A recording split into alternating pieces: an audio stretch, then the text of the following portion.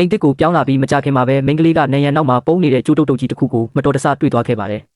စိတ်ဝင်စားသွားတာနဲ့ကျိုးကိုဆွဲကြည့်လိုက်တော့လှုပ်ဝက်တကားတစ်ခုဖြည်းဖြည်းချင်းပွင့်လာပါတယ်ဘယ်လာကစိတ်ကိုမထိန်နိုင်ပဲအတွင်းထဲဝင်ပြီးကြည့်လိုက်တာအထဲမှာလှုပ်ဝက်အခန်းဟောင်းကြီးတစ်ခုရှိနေခဲ့ပါတယ်အဲ့ဒီထဲမှာညစ်ပတ်နေတဲ့ကတင်အနံ့ဆိုးထွက်နေတဲ့ပုံတစ်ပုံနဲ့ကင်မရာတစ်လုံးမှရှိနေပါတယ်ဒါပေမဲ့သူ့ကိုအကြောက်ဆုံးဖြစ်စေခဲ့တာကတော့နေရန်ဘော်ကသွေးပေနေတဲ့လက်ရကြီးပဲဖြစ်ပါတယ်အကြောက်လွန်သွားတဲ့ဗလာလည်းအိမ်ကနေချက်ချင်းထွက်သွားဖို့ဆုံးဖြတ်လိုက်ပါတယ်သူ့စိတ်ထဲမှာတော့အရင်အိမ်ပိုင်ရှင်ဟာအနေအများတဲ့စိတ်တစယူကြီးပဲလို့ထင်နေခဲ့ပါတယ်ဒါပေမဲ့သူ့ရီးစားကိုအကြောင်းဆုံးပြောပြလိုက်တဲ့အခါမှာတော့ရီးစားဖြစ်သူကနည်းနည်းမှမကြောက်တဲ့အပြင်အောက်ဆင်းပြီးစူဇန်မှုအထိစိတ်အားထက်သန်သွားခဲ့ပါတယ်ထူးဆန်းတာကဗလာဟာအပြင်မှာအကြာကြီးစောင့်နေခဲ့ပေမဲ့ရီးစားဖြစ်သူပြန်မလာခဲ့ပါဘူးတခြားရွေးချယ်စရာမရှိတော့တာနဲ့ဖုန်းမီလင်းပြီးရီးစားကိုရှာဖို့လှုပ်ဝက်အခန်းထဲတယောက်တည်းဝင်သွားခဲ့ပါတယ်တေချာလိုက်ကြည့်ပြီးတဲ့နောက်အထဲမှာနောက်ထပ်လှုပ်ဝက်တကားတစ်ခုရှိနေသေးတာကိုဗလာတွေ့သွားခဲ့ပြန်ပါတယ်တကားကိုဖြည်းဖြည်းချင်းဖွင့်လိုက်တော့မှောက်မိုက်ပြီးအဆုံးမရှိတဲ့မြေအောက်လိုင်ကူကြီးသူ့ရှေ့မှာပေါ်လာခဲ့တယ်ဘယ်လာကရီးစားနာမည်ကိုအော်ခေါ်လိုက်တာနဲ့လိုင်ကူအနက်ထဲကနေအကူကြီးတောင်းတန်တိုးတိုးလေးထွက်လာခဲ့ပါတယ်အတော်လေးကြောက်နေပေမဲ့တက်တိမွေးပြီးမတိနိုင်တဲ့လမ်းကြောင်းနဲ့ခြေလန်းလိုက်ပါတယ်ပုံနဲ့တဲ့နေရာရောက်လေနေရာကအရန်ရှုပ်ထွေးပြီးနေရာတိုင်းမှာလိုင်ကူတွေရှုပ်ထွေးနေတာကိုတွေ့လိုက်ရတယ်ထောင်းတွေမှာဆိုရင်စွန့်ပစ်ထားတဲ့တန်လောင်အိမ်တွေပါစုပုံနေတာပါအဲ့ဒီအချိန်မှာပဲသူရီးစားကအနောက်ကိုပြန်ပြေးလာခဲ့ပါတယ်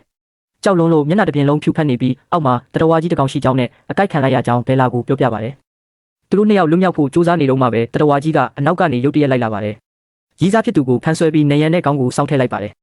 ဘယ်လာလည်းအဲ့ဒီတရဝါရဲ့ဖမ်းဆီးခြင်းကိုခံလိုက်ရပြီးမြေအောက်လောင်အိမ်ထဲမှာပိတ်လောင်ခံလိုက်ရပါတော့တယ်အဲ့ဒီအချိန်ကစပြီးဘယ်လာဟာတရဝါကြီးရဲ့မိခင်စီကညှစ်ထုတ်ပေးတဲ့နှုတ်ကိုတောက်ပြီးတော့ပဲနေ့ရက်တိုင်းကိုအသက်ဆက်ခဲ့ရပါတယ်တလားကုန်လွန်သွားတဲ့အခါအင်ဂျီစီကိုပိုင်ရှင်တစ်ယောက်လာခဲ့ပါတယ်အိမ်တအိမ်လုံးကိုဝယ်ယူခဲ့တဲ့တထေးတစ်ယောက်ပေါ့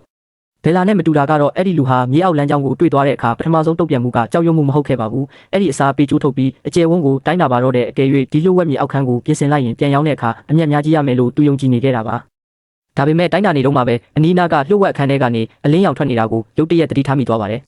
ဆွဲဆောင်မှုကြောင့်မတယောက်အနားကိုရှောက်သွားခဲ့ပါတယ်ဒါပေမဲ့တကားဖွင့်လိုက်ချိန်မှာတော့သူ့ရှိကမြင်ကွင်းကြောင့်မှင်သက်သွားခဲ့ရပါတယ်အခန်းထဲမှာဟောင်းနှွညစ်ပတ်နေတဲ့ဆောင်းတွေနဲ့ပြည့်နေပြီးထောက်မှာ TV သေးသေးလေးတစ်လုံးရှိနေခဲ့တာပါTV မှာတော့မိခင်တို့တိုက်နေတဲ့ဗီဒီယိုတွေကိုအထက်ထက်အခါခါပြသနေခဲ့ပါတယ်။မတ်တယောက်ဆိတ်ရှုပ်နေတော့မှပဲလက်ထဲကပေကျိုးကိုတစ်ခုခုကဆွဲနေတယ်လို့ရုတ်တရက်ခံစားလိုက်ရတယ်။ပေကျိုးဟာအမှောင်ထုတဲ့စီဖြည်းဖြည်းချင်းဆွဲယူခြင်းခံလိုက်ရပါတော့တယ်